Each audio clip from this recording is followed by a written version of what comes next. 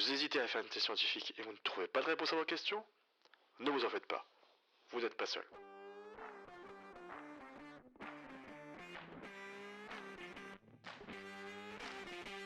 Je suis Ronnie Abessidan, doctorant en IA et cybersécurité à Lille, et je vous propose de vous aider dans votre recherche. Avec thèse, antithèse, synthèse, la thèse scientifique n'aura plus de secret pour vous. Il est temps de brancher vos écouteurs. L'épisode va bientôt démarrer. Bonne écoute. Bonjour et bienvenue dans ce nouvel épisode de Thèse, Antithèse, Synthèse. Dans cet épisode, nous allons parler des motivations qui poussent certains à se lancer dans une thèse, ainsi que les raisons pour lesquelles d'autres choisissent de ne pas en entreprendre une. Dans le dernier épisode, nous avions discuté des succès et des abandons de thèse, et Robin a souligné l'importance d'identifier sa motivation profonde pour réussir.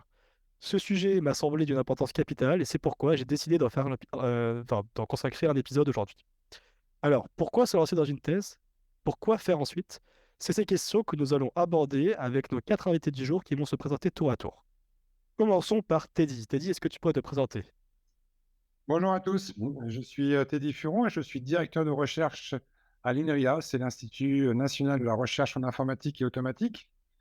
J'ai 48 ans et j'encadre ou j'ai encadré une petite quinzaine de doctorants. Super.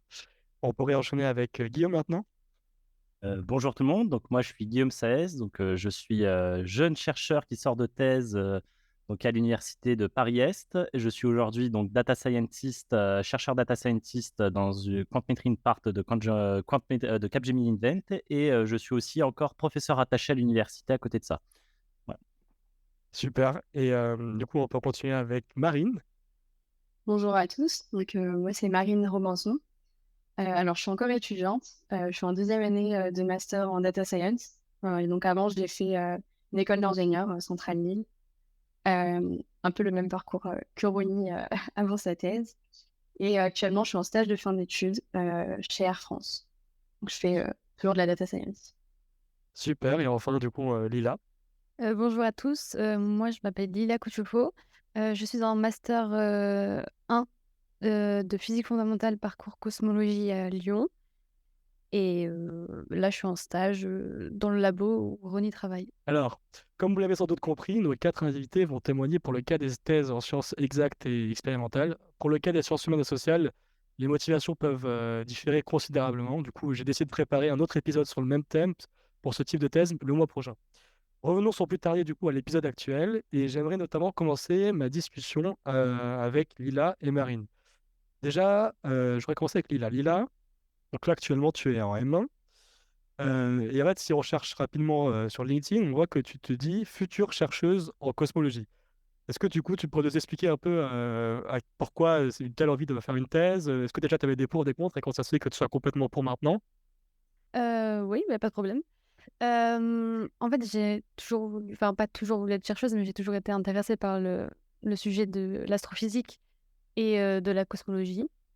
Hem Et en fait, quand j'ai découvert, mais je pense que c'était, quand j'étais au collège, j'ai découvert que c'était un vrai métier. Au lycée, j'ai découvert qu'on pouvait faire de la recherche, et ensuite dans les études supérieures, j'ai découvert que, bah, c'était plus que de la recherche comme on l'imagine heu, quand on, comment on peut dire ça? Enfin on a un idéal, en général dans notre tête et puis c'est avec, le post-bac, et notamment le master que j'ai découvert, comment c'était un peu plus la recherche et bah, je dirais qu'en fait je vois pas ce que je pourrais faire d'autre parce que je trouve que la recherche ça me correspond beaucoup, par rapport à mon caractère et à ce que je veux faire, à ce qui m'intéresse surtout et c'est vrai que moi je me vois pas dans le monde de l'entreprise ou sauf si j'ai pas le choix. Mais non, c'est vraiment la recherche qui m'attire autant. Alors, du coup, qu'est-ce qui t'attire exactement dans cette Heu, recherche? hem, Bah, déjà le sujet, parce que je veux dire, la cosmologie, c'est dur à étudier autrement que par la recherche. Heu, Cette envie de vouloir, répondre à des questions, des choses qu'on peut se poser, en général. C'est surtout vrai, enfin, c'est vrai dans tous les domaines, mais c'est surtout vrai en cosmologie parce qu'il y a plein de choses qu'on connaît pas et on aimerait toutes les découvrir, même si, c'est vrai que c'est très compliqué. Hem j'aime bien l'autonomie, qu'il y a, quand on est chercheur, le fait de gérer son temps, de gérer, ce qu'on doit faire, ses priorités, hem, à partir d'un sujet, se rendre compte qu'en fait, finalement, on va aller un peu à droite ou un peu à gauche. Je trouve ça intéressant parce qu'au final, ça veut dire que c'est pas une ligne droite et que c'est une belle métaphore pour la vie, donc j'aime bien et ouais, voilà, je dirais que c'est, principalement pour ça. Donc en fait, toi, tu vois que des avantages, il y a pas d'inconvénients, Si j'en si j'en ai quelques-uns, évidemment, parce que je suis pas tout n'est pas linéaire, mais je dirais que bon, ça, c'est un peu basique, mais c'est vrai que le salaire, ça aide pas, surtout quand, on est jeune, on nous dit: «Ouais, faut faire quelque chose où on gagne bien sa vie», mais je pense que c'est surtout, qu'on gagne bien ou suffisamment et qu'on aime ce qu'on fait et comme je pense que j'aime la recherche, en tout cas, c'est le cas pour l'instant, de ce que j'ai découvert, ce que j'ai découvert avec le stage et cetera. Après en inconvénient, je dirais que, hem, c'est vrai que, c'est pas forcément facile, de faire de la recherche parce qu'on répond pas forcément, à toutes les questions et donc on peut vraiment, sur un sujet précis, passer toute sa vie, hein, à chercher une réponse et on peut même mourir sans trouver la réponse. Bon, je sais pas si c'est encore vrai maintenant, quoique si, ça peut l'être, mais ouais, ça peut être très frustrant. Oui, c'est vrai qu'il y a un côté frustration dans la recherche, Ouais, je confirme. Mais bon, ça fait partie du jeu. oui, voilà. Et donc tout à l'heure, tu mentionnais le fait que tu ne te voyais pas du tout dans une entreprise. Alors Ouais. concrètement, enfin, pourquoi, tu ne te vois pas du tout dans une entreprise? C'est quoi pour toi le monde de l'entreprise? Moi, je pense que j'avais une vision très caricaturale de l'entreprise, d'un chef qui nous impose des choses, même si c'est vrai en recherche. Mais j'ai l'impression qu'il y a plus de liberté en recherche qu'en entreprise où, on est obligé de respecter un code, une certaine manière d'être, on a tous des horaires de bureau, mais je sais pas, j'ai l'impression que l'entreprise, c'est, je pointe, j'arrive, je sais pas si c'est vrai partout. J'arrive, je suis obligée de faire mes heures, je repars, je dois pointer. Voilà, moi j'ai un peu cette idée-là et comme je connais pas grand monde dans le milieu de l'entreprise, c'est vrai que ça renforce, cette idée-là alors que ça se trouve, j'ai tout à fait tort. Ça marche. Alors du coup, peut-être qu'on peut passer, à Marine. Marine, du coup, tu fais un stage en entreprise. Est-ce que toi, tu as l'impression de vivre ce que vient de dire, Lila? Alors oui, du coup, je fais mon stage en entreprise et pas tellement. Alors déjà, nous, on ne pointe pas. Donc tu arrives un peu, pas quand tu veux, hein, tu quand même des meetings, des horaires à respecter, mais tu as quand même, une liberté, au niveau, de tes horaires. Après, moi, je suis, en stage, donc j'ai, mon sujet, de stage, ça s'apparente un peu plus, à de la recherche, on va dire, ce que je fais en ce moment. Donc j'ai mon sujet et j'avance, à mon rythme. Voilà, j'ai pas de contraintes, comme tu as pu, l'évoquer, Lila, avec un chef qui me demande de faire, des choses, mais c'est vrai que, mes collègues qui, du coup, eux, n'ont pas forcément un sujet, de recherche attitré, ont peut-être un peu plus de contraintes. Mais après, je sais qu'en recherche aussi, tu as les contraintes, des deadlines, pour, pour les articles et les conférences. Donc au final, moi, je vois pas forcément, les inconvénients, que tu as évoqués comme des inconvénients. D'accord, ça marche, c'est assez clair. Merci pour ce témoignage. Et en fait, du coup, Marine, toi, on est d'accord que jusqu'à un certain moment, tu hésitais à faire une thèse et maintenant tu es sûr que tu veux pas en faire une. Ouais, c'est ça. Et du coup, est-ce que tu peux nous dire les pour et les contre que tu avais identifiés et pourquoi tu veux pas en faire une maintenant? Ouais, alors, déjà, je dirais le fait que j'ai fait un master en recherche, on était pas mal poussé par les profs et même par, les différents intervenants, à, nous faire envisager le fait de faire une thèse. Donc c'est ça un peu qui a commencé à me faire réfléchir. Donc, enfin vraiment c'est venu, enfin ça a été une idée liée vraiment, à tout ce contexte de master recherche, et de plein de profs qui nous en parlent. Alors après moi, pour les motivations, pour, le pour, c'était, surtout pour approfondir mes connaissances, pour vraiment être spécialiste, dans un domaine, bien défini, maîtriser un sujet, parfaitement, voilà, tout ce qui est un peu au niveau des connaissances. Donc ça, c'était un peu les bonnes raisons, du pourquoi j'envisageais potentiellement de faire une thèse. Après, il y avait quand même aussi des mauvaises raisons, notamment pour le prestige du diplôme. Je me disais, bon, bah, c'est bien, j'ai un diplôme d'ingénieur, est-ce que je peux pas faire encore mieux? Et je reconnais que c'est pas vraiment une motivation suffisante, ça. Euh, C'est clair. si j'avais envie de me j'avais aussi envie bah, d'essayer de me dépasser, de voir jusqu'où je pouvais aller. Mais on va dire que ma motivation profonde n'était pas suffisante, je pense, pour pouvoir me lancer dans une thèse. J'arrivais pas vraiment à me projeter, on va dire, en recherche plus tard. Quand je me projetais, projetais plutôt en entreprise parce que c'était un peu, euh, enfin, pas la suite logique, mais ce que je m'imaginais depuis que j'étais rentrée en école d'ingénieur. Et ouais, je pense que j'arrivais pas assez à me projeter. Euh, Après, ouais, il y avait quand même des inconvénients. J'avais peur de me lasser du sujet. Parce que 3 ans, ça peut être un peu long. Ça peut paraître un peu long et j'étais pas sûre de réussir à trouver un sujet qui réussisse à me motiver pendant 3 ans, ou plus même. Ok, c'est intéressant. Donc tu dis que tu n'arrives pas à te projeter dans le monde de la recherche. Du coup, c'est quoi ta vision pour toi du monde de la recherche? Alors, ma vision du monde de la recherche, c'est lire beaucoup d'articles, euh, aussi en écrire, puis j'allais faire, expérimenter des choses, essayer développer de nouvelles choses. On va dire que principalement, quand on se dit recherche, je pense article. Ouais, ça c'est quelque chose qui revient souvent, en fait, je pense. Quand on est étudiant, on pense souvent que la recherche, c'est juste lire et écrire des articles, puis c'est tout. Après, je pense pas que c'est uniquement ça, mais c'est juste, voilà, quand on dit recherche, directement, il y a le côté article qui vient, quoi. Ok, mais ce serait que ça enfin, qui t'embêterait? Bah, en fait, c'est pas tant que ça m'embête, hein, c'est vraiment juste que j'arrive pas trop à me projeter sur le long terme, on va dire. Ok, très bien. Et du coup, pour l'entreprise, qu'est-ce que tu vois dans l'entreprise? Quelle vision tu as de l'entreprise qui est bien pour toi par rapport à ton projet? En fait, je dirais pas forcément que je vois des choses qui sont bien en entreprise. C'est plutôt que je m'y suis plu. J'ai fait plusieurs stages en entreprise. Bon, qui m'ont assez. Enfin, voilà, j'étais assez contente de mes stages en entreprise.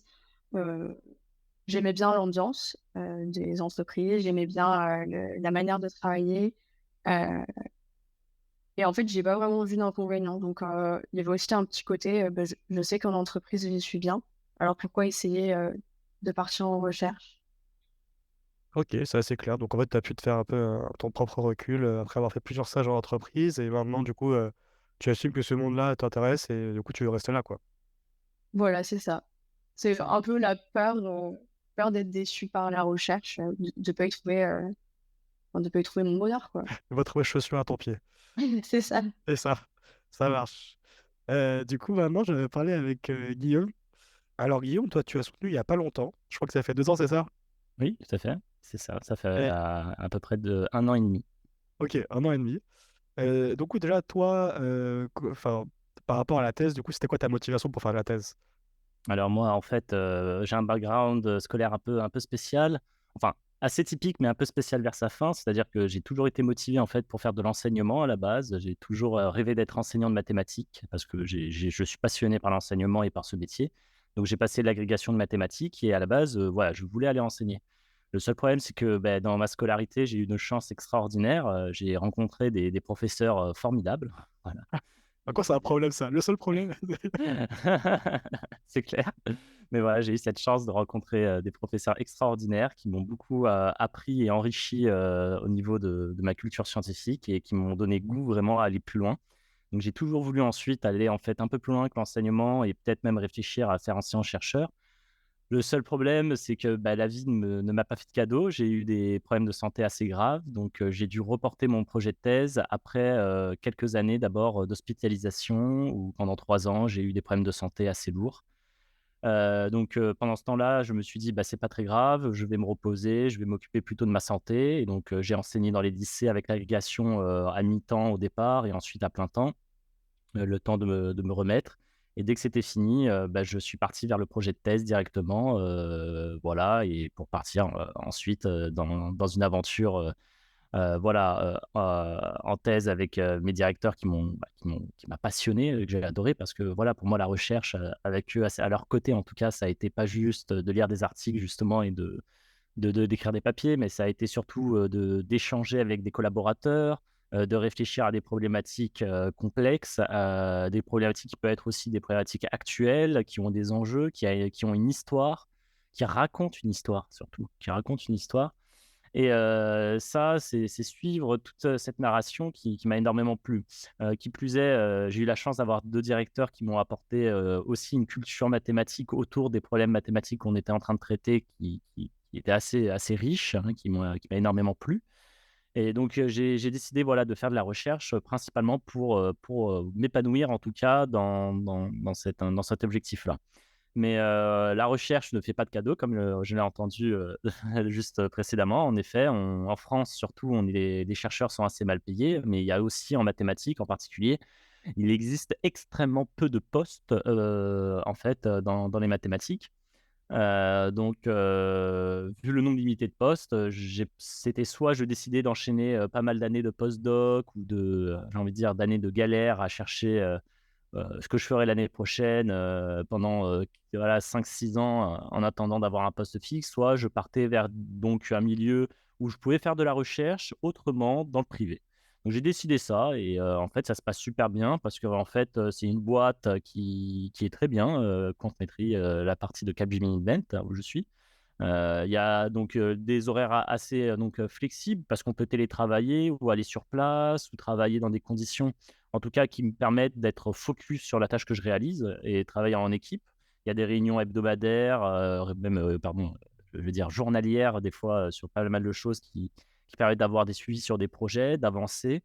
Donc il y a pas réellement de contraintes, c'est juste qu'on est tous drivés à aller de l'avant et à avancer. C'est juste ça qui on a l'impression que ça c'est différent que la recherche publique parce qu'en recherche publique, on n'a pas forcément un suivi aussi régulier qu'on peut avoir dans le privé où on attend quand même, bon, en effet, des résultats, mais surtout de justifier où on en est, quoi. Et donc ça, c'est la partie que j'aime bien. Ça permet d'être efficace et d'avancer vite dans des projets. Ah oui, donc en fait, tu as vraiment eu un parcours atypique déjà. Bravo pour avoir, disons, continué de vouloir faire une thèse alors même que tu te sentais mal et que tu avais des problèmes. Parce qu'en vrai, je pense que c'est pas forcément commun, hein. À mon avis, il y a plein de personnes qui abandonnent parce que c'est pas possible, hein. Je pense que vraiment, bon, je savais pas cette partie-là de ton histoire et Mmh. honnêtement, bah, bravo à toi. Ouais, mais c'est surtout, merci aux enseignants que j'ai rencontrés, à mes directeurs aussi qui m'ont soutenu parce que, lors de cette période de ma vie, c'est pas que c'était compliqué, mais c'était chaotique et moi j'étais passionné par les mathématiques comme beaucoup de jeunes, souvent et lorsqu'on m'a tendu la main et qu'on m'a porté, vers le haut, voilà, on m'a soutenu, on m'a porté, pour, m'amener, dans ce projet de thèse, j'ai eu la chance, de rencontrer des gens, qui m'ont énormément appris, hein. Ok. J'ai eu cette chance. Et du coup, là, ce qui est cool, c'est que tu as pu avoir la vision du monde de la recherche et aussi maintenant la vision du monde de l'entreprise. Exact, exact, c'est 2 visions très différentes quand même parce que l'entreprise, en effet, bon, réfléchissent quand même dans un sens d'intérêt, de qu'est-ce qu'ils y gagnent dans la recherche, alors que le public, pas forcément. Donc, c'est vrai que c'est 2 aspects un peu différents de la vision de la recherche qu'il y a dans les 2 milieux.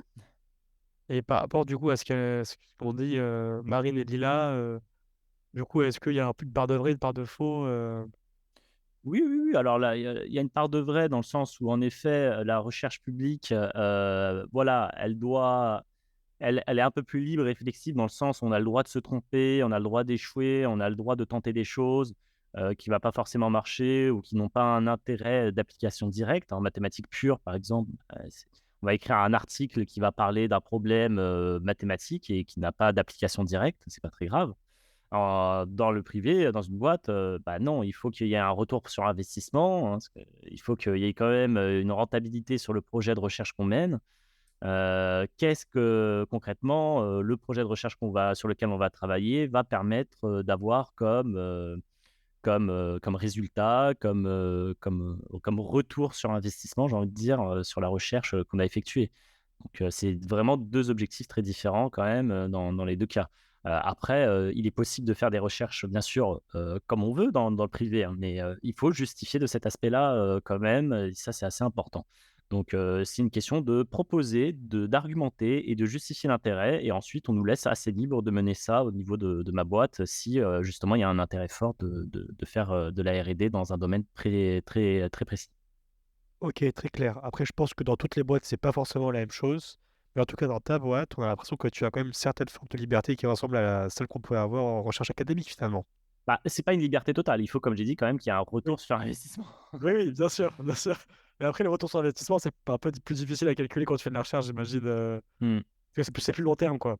tout à fait, tout à fait. Et du coup, je me demandais, avec le recul, pour toi, qu'est-ce que la thèse, ça t'a apporté concrètement? Alors, alors j'ai 2 directeurs qui m'ont apporté 2 choses très complémentaires sur la thèse.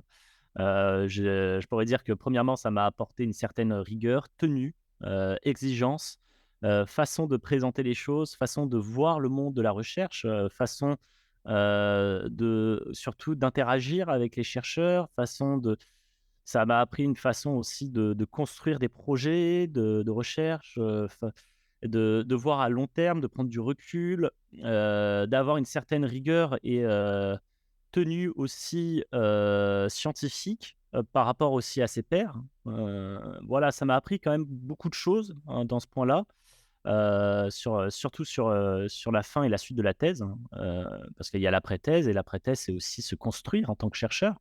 Donc ils m'ont appris ça. J'ai envie de dire, ils m'ont un peu façonné, mes 2 directeurs là-dessus.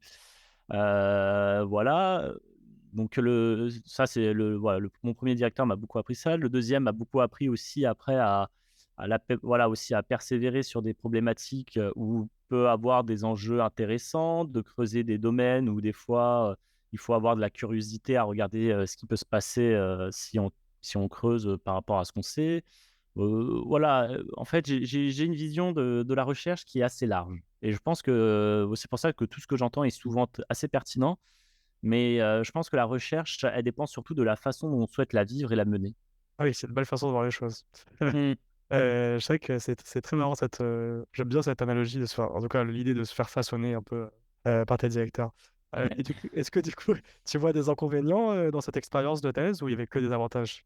Alors non, j'ai même non, pas du tout, j'en ai même fait une vidéo, donc dessus, de vulgarisation où j'explique, les difficultés de la thèse. Non, une thèse, c'est pas de la joie, hein. Il faut savoir qu'une thèse, il y a des moments extrêmement difficiles. Moi, le moment le plus atroce, ça a été la rédaction, hein. Je garde un traumatisme sur la rédaction de thèse, hein, je vous cache pas. Ah, je suis pas encore là, oh là là, Ah non, c'est horrible. C'est moi, je burn-out à ce moment-là presque, hein, mais en plus, c'est compliqué parce que, il faut serrer les dents et il faut être fort. Il faut être fort, il faut être courageux. Il faut savoir que, l'enjeu, c'est de devenir un chercheur et donc nos directeurs ou même, les gens qui vont vous aider, qui vont vous entourer dans la thèse, leur objectif, c'est de vous amener d'un point A à un point B et donc toutes les exigences qu'ils vont vous mettre ou les défis qu'ils vont vous donner, c'est pour vous amener à ce point B. Et des fois, c'est difficile, c'est stressant,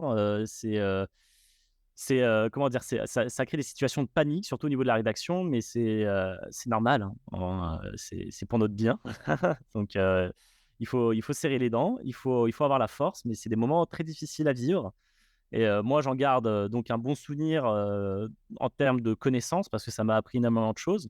J'en garde un mauvais souvenir en termes, de sommeil, en termes de travail, en termes, de, nuits blanches. Donc voilà, il y a ces moments-là. Il y a des moments aussi où on a l'impression d'être tout le temps en échec, d'être mauvais. Surtout au début de la thèse, j'ai eu ce sentiment, quand j'allais voir mon directeur de thèse, j'avais l'impression, d'être mauvais, de lui faire perdre son temps. J'avais ce sentiment d'être inutile, de lui faire perdre son temps et en fait, c'est vrai que c'est pas facile à vivre, parce qu'on on se remet beaucoup en question. On a l'impression d'être un boulet alors que pas forcément, c'est juste qu'on est en train de se construire, quoi. Donc il faut, il faut évoluer, il faut faire preuve de pugnacité, aller de l'avant, je pense et de tenue scientifique, savoir avoir une posture et connaître ses points faibles et savoir faire avec et apprendre à faire avec. Donc ça, c'est au début de la thèse, c'est pas facile et il y a ce moment de transition que je trouve qui est assez essentiel au bout de la dernière année de thèse. C'est le moment où on commence à maîtriser bien son sujet. C'est-à-dire, on commence à avoir assez de recul sur ce qu'on a construit et ce qu'on a fait pour maîtriser assez bien son sujet, pour pouvoir voilà, en discuter en toute aisance avec n'importe quel scientifique qui ne le maîtrise pas forcément et de l'expliquer. Voilà, je pense que je pense que c'est ça qui est aussi assez essentiel, c'est savoir passer durant toutes ces étapes de la thèse, d'accord? Et d'avoir assez de recul pour, voilà, pour aller de l'avant, pour ne pas avoir peur, pour pas avoir paniqué parce que c'est des moments à chaque fois assez stressants, ces étapes de la thèse. Alors j'ai un collègue, qui est aussi un jeune docteur qui lui a même construit un fichier qu'il appelle les 10 étapes de l'enfer de la thèse. C'est assez drôle, d'appeler ça comme ça. Mais oui, il y a 10 étapes, c'est vrai, je pense qu'on peut comptabiliser ça à 10 étapes dans la thèse qui sont assez, sportifs. Ok, tu me donneras le contact pour faire un épisode dessus, c'est intéressant. Je garde le contexte, ça me fait Ça marche, merci. Ah, parce qu'en tout cas, je ne sais pas si j'ai hâte d'être au moment de l'écriture de ma thèse maintenant, hein. Ok, courage. merci. Donc, merci beaucoup pour cette discussion, c'est super intéressant. Du coup, maintenant, j'aimerais parler avec toi, Teddy. Donc, toi, tu es directeur de recherche, tu enquêtes des thèses académiques et des thèses chiffres depuis quelques années maintenant. Et dans tout ce qui a été dit précédemment, déjà, qu'est-ce que tu en penses? Qu'est-ce qui est vrai, qu'est-ce qui est moins vrai selon toi? Bah donc, je suis chercheur. Alors moi, j'ai fait des catégories, hein. Je crois avoir décerné 3 types de motivation. Par exemple, il y a Lila qui nous disait que c'était peut-être avant tout un projet professionnel. Et donc, la thèse, c'était un passage obligé. Si tu veux être enseignant-chercheur, si tu veux être chercheur, que ce soit dans le public ou dans le privé, bah, il faut avoir une thèse. C'est peut-être aussi un moyen d'avoir un diplôme qui est largement reconnu à l'étranger, hein. Quand tu as fait Centrale Trifouiller-les-Oies, c'est peut-être connu en France, mais à l'étranger, quand tu dis j'ai un PhD, bon voilà, tout le monde sait quel est ton diplôme. Deuxième source de motivation, c'est peut-être la démarche, euh, la démarche intellectuelle, faire de la recherche. Ça, Lila aussi nous en a parlé. Faire de la recherche et découvrir des nouveaux faits prouvés, donc connus, su et donc maintenant inclus dans la science. Et donc, du coup, c'est peut-être apporter sa pierre à l'édifice scientifique. Alors, il faut être très modeste, il faut être très humble, hein, mais ça provoque quand même une grande joie de découvrir des choses. Euh, Pour les thèses de chiffres, ça peut être, par exemple, participer à des solutions qui seront intégrées dans des produits commercialisés à grande échelle. Pour dire, ouais, regardez, ces 300 lignes de code, bah, c'est moi qui les ai fait, quoi. Et puis peut-être pour Marine, j'ai une troisième source de motivation. C'était peut-être le développement. Donc on continue à gagner en compétences, on continue à se former, mais pas de la même manière qu'en master. On se forme avec beaucoup de liberté, en fait. Contrairement aux études supérieures où on va, comment dire, avoir plusieurs matières, explorer plusieurs directions, mais rester à la surface, là, on creuse vraiment en profondeur sur un sujet qui est peut-être large comme une tête d'épingle et de manière beaucoup moins guidée. Bon, finalement, un sujet de test, c'est pas un problème où il faut apporter une solution. Un sujet de test, c'est un monde ouvert. C'est comme dans Zelda, en fait, hein. C'est un monde à explorer. Donc voilà, c'est ça. Peut-être les trois sources d'inspiration, enfin, de motivation. Le projet professionnel, la démarche intellectuelle et puis le développement personnel. Ouais, c'est marrant cette analogie à Zelda. C'est parce qu'il vient de sortir, c'est ça? Ben oui, c'est ça, c'est un monde ouvert où tu vas explorer ce monde, tu vas découvrir des problèmes qui t'intéressent pas, donc tu les regardes pas, tu vas découvrir des problèmes qui t'intéressent, tu vas chercher à les résoudre et puis tu vas te casser les dents, puis tu vas trouver des problèmes qui t'intéressent et puis ah là, tout d'un coup, tu as trouvé une solution. Et c'est ça en fait, hein. Tu donnes à deux doctorants le même sujet de thèse, ils te font deux thèses radicalement différentes. Oui, c'est vrai que chaque thèse est unique, je pense. C'est vrai que c'est l'occasion de le mentionner. Déjà, rien qu'au niveau des financements et de la façon dont c'est structuré, et en plus après, ce que fait le docteur pendant sa thèse, oui, je suis tout à fait d'accord que chacun a sa façon de vivre la thèse. Ouais, il faut trouver le bon angle. Et le bon angle, il est personnel. Et il dépend aussi des encadrants qui te façonnent, oui. Et toi, du coup, personnellement, c'était quoi tes motivations pour faire une thèse? Moi, mes motivations étaient très mauvaises. Moi, je suis un peu, j'étais tombé en admiration devant mes enseignants en master et voilà, quoi, je disais, bah, quand je serai grand, je vais être comme eux, quoi.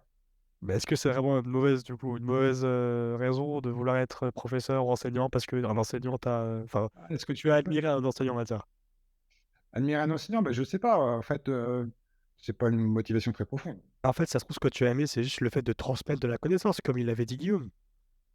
Oui, oui, oui, oui, oui, transmettre de la connaissance et de manière à la fois élégante et efficace. Ouais, oui, oui. Et du coup, tes doctorants à toi, tu connais un peu leur motivation? Et ben alors là, justement, je dois te remercier de m'avoir invité parce que je me suis dit: «Mais en fait, je connais pas les motivations profondes de mes doctorants». Donc alors, ça a donné lieu à des échanges avec eux. Donc, je voudrais les remercier. Donc il y avait Pierre Fernandez, il y avait Benoît Bonnet, Quentin Leroux, Victor Klotzer. Voilà, on a discuté pour dire: «Mais en fait, les gars, c'était quoi c'est quoi vos motivations?» Voilà et donc, bah, c'était 3 sources d'inspiration là, hein. Donc, il y a certains qui ont un projet professionnel, mais du coup, c'est peut-être pas une si bonne motivation que ça.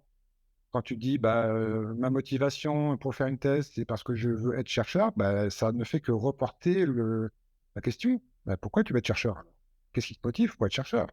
Oui, je vois ce que Hem, tu veux dire. parce que et donc ça, par exemple, c'est pour ça que je disais que moi, c'était une mauvaise motivation et je voulais faire comme, l'illustre monsieur untel. Bah, ouais, mais bon, Oui, mais peut-être que derrière cette mauvaise motivation, il y a en fait ouais, voilà, des vraies motivations que tu as pas forcément identifiées et bon, ouais, ouais, ouais.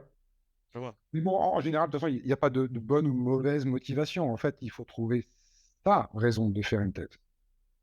Ouais, mais tu vois, par exemple, quand Marine nous disait, faire une thèse pour avoir le titre de docteur, est-ce que tu pour moi, c'est bien plus mauvais que de parce que tu veux faire enseignant. Oui. Ah oui, non, bah là, le prestige, non, c'est quand même un métier relativement ingrat où il y a très peu de reconnaissance directe. Donc jamais on te dira que ce que tu fais, c'est bien. Au contraire, on va te dire que tu peux faire mieux. Donc non, faut vraiment pas faire ça pour cette raison, oui. Et du coup, concrètement, toi, tu penses que la thèse t'a apporté quoi? Alors, bah, la thèse, donc c'est une formation. Donc du coup, ça apporte des compétences. Alors des compétences très techniques sur, ton sujet de thèse, mais aussi des compétences sur, comment lire, des articles, hein, pas des articles de la première phrase à la dernière phrase, comment écrire des articles, comment présenter son travail, comment échanger avec des collègues, qui n'ont pas forcément la même culture que toi, qui ne manipulent pas forcément les mêmes outils et donc ou qui font, certains, ont, des démarches beaucoup plus théoriques, d'autres beaucoup plus pratiques que toi et toi, tu dois être en fait un espèce de messager entre les 2. Hem, donc voilà, ça, ce sont des compétences qui sont quand même, rares et pas faciles à obtenir. Tu gagnes en autonomie, tu apprends à te débrouiller quand même parce que la thèse, c'est quand même une succession d'embûches, d'épreuves, de problèmes et donc il faut trouver des astuces, il faut sortir des sentiers battus. Et finalement, au bout des 3 ans, moi, quand je suis membre de jury de thèse, je sens toujours une petite, émotion quand même du doctorant. Là, quand même, la fierté d'avoir accompli, une thèse et donc ça, je pense que ça donne une certaine confiance en soi. Ouais, tu rejoins un peu tout ce qui a été dit avant, ça se rejoint, je trouve ça cohérent. Mmh. Et j'avais d'autres questions pour toi. Donc toi, tu as aussi un pied dans l'entreprise, je crois que tu as monté une boîte. Oui. Est-ce que tu vois un avantage enfin, je veux dire, est-ce qu'il y a des compétences que les gens qui ont un doctorat ont par rapport à ceux qui n'en ont pas un dans l'entreprise? Je sais pas, est-ce que tu as l'occasion de voir ça? Ouais, moi, je trouve qu'en général, les doctorants sont quand même bien meilleurs au baby-foot et au ping-pong que la moyenne. OK, très intéressant. Non, je pense que ça amène de la reconnaissance, de la crédibilité. Je pense que comme Guillaume le disait, à un docteur, on va, plus facilement, plus rapidement lui demander son avis sur, le futur du projet. Est-ce que tu penses qu'il faut continuer dans cette direction? Est-ce que tu penses qu'il y a encore des choses à gratter? Est-ce que tu penses qu'il faut pivoter? Alors que, quelqu'un qui sort de master ou d'école d'ingénieur, il sera quand même plutôt cantonné à un rôle d'exécutant au début. Et d'ailleurs, ça vaut le coup de considérer le scénario suivant, donc 2 étudiants qui sortent du même master, il y en a un qui est embauché dans une boîte tout de suite et puis l'autre qui fait une thèse. Au bout de 3 ans, finalement, il intègre la même boîte que l'autre. Qu'est-ce qui va se passer, quoi? Il y en a un, il a 3 ans d'expérience dans la boîte et l'autre, il a un doctorat. Ouais, c'est une vraie question et du coup, tu voudrais dire quoi par rapport à cette situation? Tu as pu l'observer? Eh bah, je ne sais pas, enfin, finalement, le doctorat, c'est, une formation. Donc finalement, c'est un investissement de temps et d'énergie, hein, quand même à se former, à acquérir des compétences. Est-ce qu'on va pouvoir les utiliser, ces compétences à est-ce qu'on va pouvoir les utiliser? Est-ce qu'on va avoir l'opportunité de les utiliser, de les exploiter? Donc forcément, il y a quand même une petite prise de risque, en fait. Clairement. Alors, je pense que c'est très intéressant la question que tu viens de poser. Je la garde en mémoire parce que je pense on pourra l'aborder dans un autre épisode. Je trouve que c'est intéressant comme point de vue de dire, comparer les 3 ans d'expérience en entreprise avec les 3 ans de thèse. Mmh. Moi, je suis convaincu que, comme le doctorant, il a passé 3 ans où il y avait quand même, une grande liberté, hein, même s'il est guidé par ses directeurs de thèse, par son sujet de thèse, il a quand même une grande liberté de trouver, des angles d'attaque et cetera. J'ai l'impression qu'il est quand même plus libre dans sa tête. Moi, je peux répondre un peu à revenir sur ce que vient de dire, justement Teddy, parce que en fait, je l'ai vécu, la différence entre les 3 ans de thèse et les 3 ans, dans le privé, vu que je suis dans une boîte et en effet, c'est vrai qu'il y a un problème, c'est que la thèse en France n'est pas assez valorisée. C'est-à-dire que lorsque, vous allez aller dans le privé, par exemple, avec une thèse, bah, vous serez considéré comme un handicap un peu au niveau du retard d'expérience professionnelle que vous n'avez pas par rapport à quelqu'un qui est déjà venu. Du coup, bah, vous vous retrouvez, voilà, avec 3 ans en moins ou alors 3 ans pour certains, hein, ou des fois plus pour les personnes qui ont fait des post-docs et cetera. Donc, par exemple, il y a des gens qui peuvent avoir plus de 40 ans ou voilà, avoir plus de 30 ans et 30-40 ans et se retrouver, au premier échelon dans une boîte privée parce qu'ils considèrent qu'il a pris énormément de retard avec son doctorat et son postdoc et qu'il doit reprendre toute l'expérience qu'il n'a pas acquis. Donc oui, ça prend du retard, c'est pas assez bien mis, assez valorisé dans les entreprises, et je trouve ça assez dommage, en fait, mais ça, c'est une situation, très particulière à la France, donc bon. Ouais, c'est clair que le doctorat est très peu valorisé en France. Alors moi, je pense que c'est quand même moins vrai dans des domaines comme l'IA, parce que là, je pense que Mmh. les entreprises commencent à se rendre compte quand même de l'intérêt d'avoir des doctorants, même des cifres. Il y a beaucoup de boîtes, de startups qui embauchent des Ouais. cifres Mais tu l'as dit, thèse, chiffre, c'est-à-dire des thèses qui ont été faits C'est vrai, en dans entreprise. l'entreprise, Voilà. tout à fait. En fait, c'est parce qu'il y a voilà, alors c'est très bien, ça tombe bien, ça fait une bonne transition avec ce dont je voulais parler à la fin. Alors, les recruteurs, ils ont souvent en tête le syndrome de Peter Pan, qui est l'idée selon laquelle les doctorants préfèrent rester dans un environnement académique un peu protégé plutôt que de se confronter au vrai monde professionnel. Mmh. Bon, enfin, d'après vous, est-ce que c'est un sentiment qui est légitime? Enfin, moi, personnellement, je le ressens pas comme ça, hein, mais Bah, moi déjà, c'est rester dans le monde académique. Alors oui, peut-être que vous allez travailler dans le même campus universitaire, dans le même bâtiment que là où vous suiviez les cours de master. Mais ça a quand même rien à voir, quoi. Vous n'êtes plus étudiant. Vous avez la carte étudiant, OK, d'accord, mais vous êtes quand même, c'est quand même votre premier poste, c'est quand même votre premier job, et vous êtes un apprenti chercheur plutôt qu'un étudiant. ouais, c'est clair qu'on est de l'autre côté du miroir parce qu'on va quand même être amené à enseigner, avoir notre propre bureau, enfin, on est rémunéré, enfin, c'est vraiment moi, je suis d'accord aussi que c'est vraiment différent. Et 2e chose, c'est pas un monde protecteur. Le monde de la recherche, il est dur. Mmh. Ah, il peut être surtout injuste aussi, hein. Dur, injuste, ouais, oui, voilà, c'est pas le monde des bisounours, hein. C'est pas le monde de Peter Pan.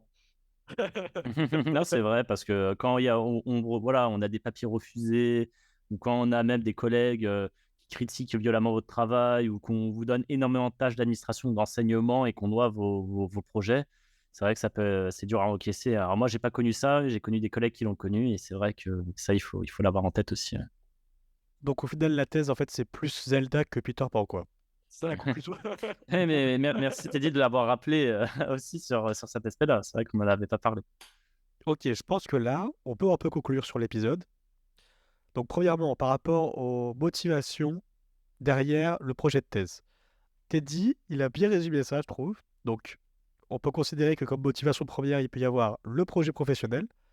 Donc, en fait, par exemple, si vous voulez être chercheur, chercheuse, eh ben, faire une thèse, ça va être un passage obligé. Si vous voulez être enseignant aussi, en général, il faut faire une thèse. Il peut y avoir tout le côté démarche intellectuelle pour acquérir de la rigueur, pour apprendre à résoudre des problèmes qui vont demander du coup beaucoup de temps. C'est bien, c'est le principe de la recherche.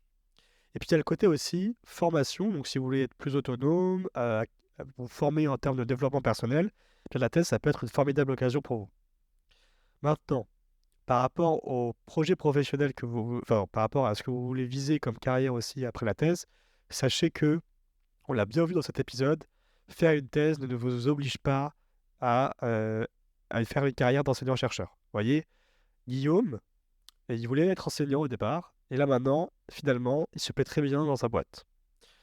Nous avons aussi Teddy, qui est chercheur académique, mais qui a monté sa propre boîte. Donc finalement, on voit qu'il y a plein de possibilités. Donc je vous encourage d'ailleurs à écouter l'épisode 2 si vous voulez savoir un peu toute l'étendue des possibilités de carrière que vous pouvez viser après un doctorat.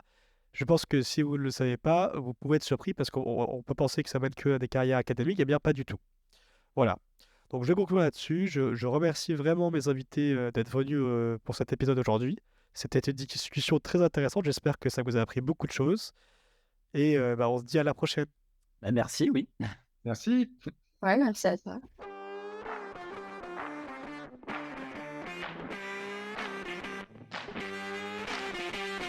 Merci d'être resté jusqu'au bout de cet épisode de Thèse Antithèse Synthèse. N'hésitez pas à liker l'épisode s'il vous a plu et à donner des commentaires constructifs pour vous en proposer un encore mieux la prochaine fois.